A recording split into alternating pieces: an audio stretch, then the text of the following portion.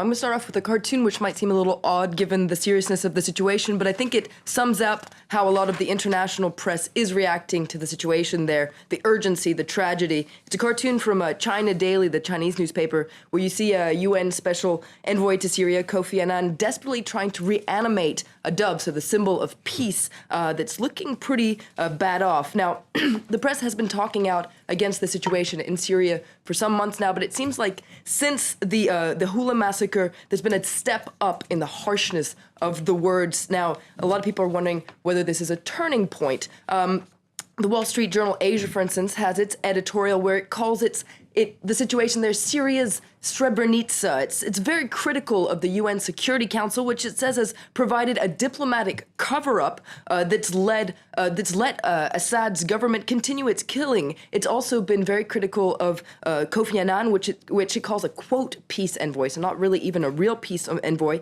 All he's done is allowed Assad to buy time. It says that the UN is just as complicit in the Hula murders as it was back in 1995 when Dutch peacekeepers stood by as Serbs massacred thousands of Bosnians in Srebrenica. Now, perhaps unsurprisingly, the conservative paper is also very critical of Barack Obama, which it says is following from behind and is eager to get through the Syria crisis without getting U.S. troops on the ground. Now, there's another critical article, this time in the Arab press. We're going to look at an article in Asharq al-Awsat, which is a pan-Arab newspaper based in London, which says that even Hezbollah and Israel agree. Both Hezbollah and Israeli Prime Minister condemned the massacre in Hula. And according to the article, if they can get on the same page, if they can unite in condemning this massacre, what is the rest of the world waiting for? Why are they standing by? And they say, the article wonders, when will the world say enough is enough with regard to al-Assad's crimes, which it says are worse than al-Qaeda's crimes? And when will the world realize that it's time to intervene militarily in Syria?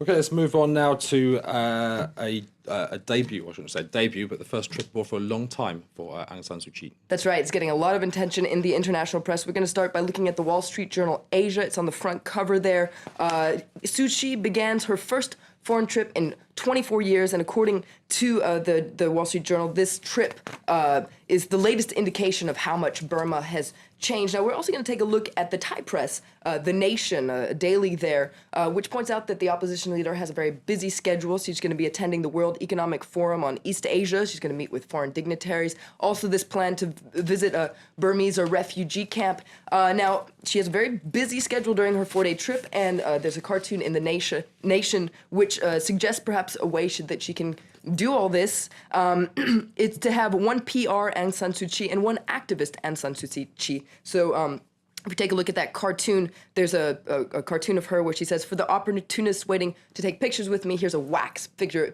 of me. And then if you don't mind, I'm going to go visit a refugee camp." There's also an interesting opinion piece in The Nation that explores the future of the opposition movement in Burma and wonders if it's time for Aung San Suu Kyi to step aside, because currently she's getting all the media attention, all the attention from politicians. But this article wonders if it's the right thing for the future of the country, because it points out, have you, for instance, ever heard of anybody else from the National League of Democracy or anybody else in the Burmese government for that matter? And it says that she's important right now, but perhaps she's not the only one who's going to carry the weight of the democratic transition in Burma. And this article applauds what happened in South Africa with Nelson Mandela, who, according to this article, one of his greatest achievements was to know when the time was right for him to step aside and let other people help him move along in the democratic transition.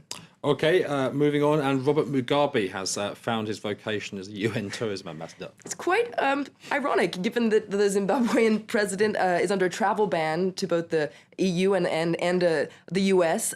Now, he's been honored as a leader for tourism by the UN's World Tourism Organization. Now he joins the ranks of Drew Barrymore and David Beckham. In the past, the UN's choice of ambassadors has been known to raise eyebrows, but this time it sparked anger from opposition and human rights activists who've attacked this decision to honor Mugabe, who's widely accused of ethnic cleansing, rigging elections, terrorizing opposition, and presiding over a collapsed economy. So a lot of people are wondering, why is he being honored in this way? Florence Flaminier, thanks very much for that roundup of the world's papers. It's going to remind you of the world headlines now, and Japan becomes the latest country to expel Syria's ambassador.